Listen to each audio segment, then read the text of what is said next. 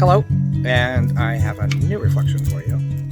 It has to do with this and how to use it.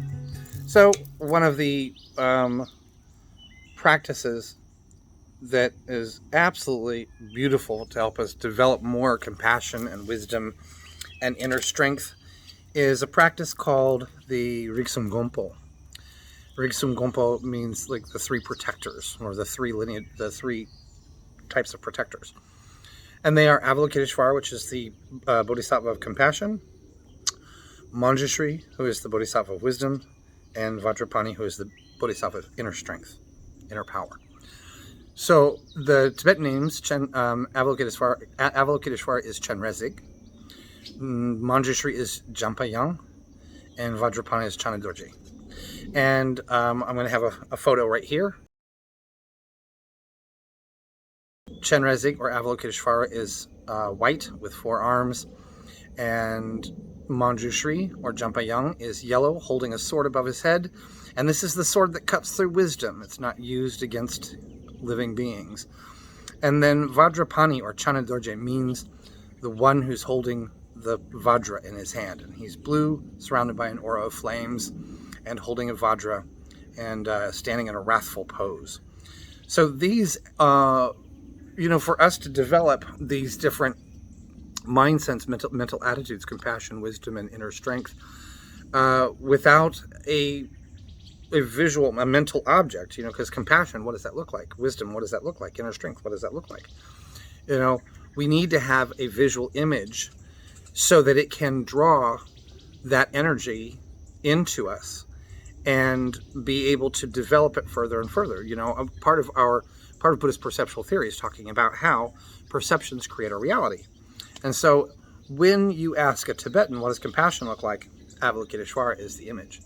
So we use these 3 bodhisattvas and use a visualization of each of them about, yay big, 6 feet in front of you.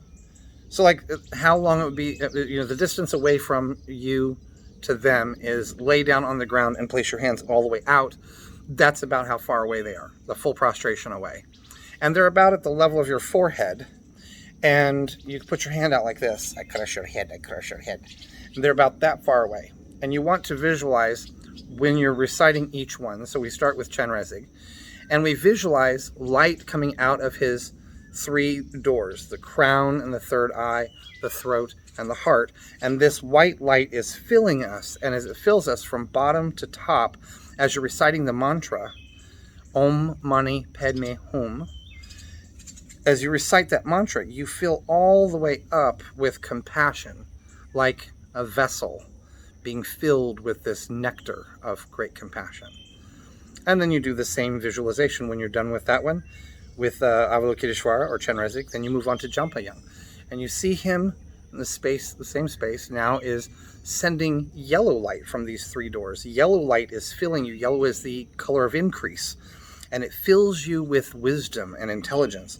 And incidentally, if you recite Manjushri's mantra regularly while you're studying, it works. It worked for me. It works for the little monks in the monastery. They tell them, you need to go do 1,000 Manjushri mantra. And they're out there, Amarapatsandi, Amarapatsandi, Amarapatsandi, Amarapatsandi, over and over again. And then when you do Vajrapani, the same thing. You visualize this blue light filling you and increasing your inner strength. You feel it come through the central channel, and your own ability to take control of a situation and to change your you can change course. Use this energy to change course and build strength and confidence. So the mantras, and if you'll go to my website, www.overthecounterdharma.com, I'm going to have a short practice that you can read and recite and memorize and then do, so you can reference that. But this video is meant to give you a visual. You recite the mantra, Om Mani Padme Hum, Om Mani Padme Hum, Om Mani Padme Hum, Om Mani Padme Hum, Om Mani Padme Hum, Om Mani Padme Hum, Om Mani Padme Hum, Om Mani Padme Hum, Om Mani Padme Hum, Om Mani Padme Hum, Om Mani Padme Hum. And when you get to the end, this bead is called the Guru bead. We don't use it for counting. So they say don't cross the Guru. All right, so when we get to the end, we say Om Mani Padme Hum, Om Mani Padme Hum, and that's the last one, flip it around, and it becomes the first one of the next repetition. Now, some malas have extra counters, so you can do long practices, for 1,000 repetitions up to 100,000 repetitions and so on. And it depends on, what your lama tells you that you should practice, do this mantra this many times and so on. If you go onto a retreat, having these, usually a mala has 108 beads. This one has 3 extra beads on it. The red ones, if you can see, are for mistakes. So if you're supposed to do 100,000 repetitions, then when you get to the end, you've actually done 111,000. So the 11,000 is for all the mistakes you might have made. Maybe you yawned, or you sneezed during a repetition of a mantra, or you mispronounced it, or you got tongue-tied or whatever. They're for those mistakes. So you do Om Mani Padme Hum. That's the Buddha of compassion. So repeat after me. Om Mani Padme Hum. The Tibetans don't pronounce Padme like you would, like you see with the way it's written out in Sanskrit. They pronounce it Peme, and that just happens to be part of the Tibetan tongue. So they say Om Mani Padme Hum. And for those of you that are wondering, a lot of these mantras do not have a grammatical sentence structure. They are just, that is the mantra of that entity. So Avalokiteshvara's mantra breaks down as Om, and then Mani. Om is a holy syllable, and so is Hum. And by the way, it's H-U-M. It is not H-U-N-N-G. You'll see it written Om Mani Padme Hum. And it's not. There is a letter for the ng sound. If the Tibetans wanted it ng, they would have put it ng. But it's Hum. Om Mani Padme Hum. The lips close to finish the syllable. Om Mani Padme Hum. Hum, you don't have to close your lips. And this just is because some of the people, some of the Westerners who want to get this stuff written out, heard a nasally sound. And with the accent of the Tibetan, that's probably where they came up with that mistake. But it's the same thing with Rinpoche. It's actually Rin, R-I-N, Rinpoche, not Rinpoche. There is a M sound in Tibetan. If they wanted it Rinpoche, they would have put a Ma instead of a Na. So Om Mani Padme Hum. Then the Buddha of the Bodhisattva of wisdom, Manjushri or Jampa Yang, is Om A Ra Pa Tsa Na Di. Om A Ra Pa Tsa Na Di. Om A Ra Pa Tsa Na Di. Om A Ra Pa Tsa Na Di. Om A Ra Pa Tsa Na Di. Om A Ra Pa Tsa Na Di. And they say that when you get to the very last beat of reciting your Om A Ra Pa Tsa Na Di, you should take a deep breath and see how many, just recite as many D, that last syllable, that's the seed syllable of Manjushri, as many times as you can. So when I was in South India, I hear these little monks, in the house where I was staying, my teacher's house. You hear them go, oh, on and on and on and on until they run out of breath. So when you get there, you go,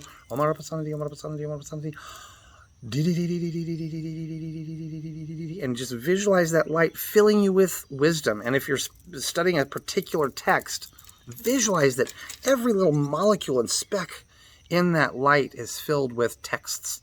That text, he's filling you with the wisdom of that text. Then Vajrapani is really easy. It's Om Vajrapani Hum Pe. Om Vajrapani Hum Pe.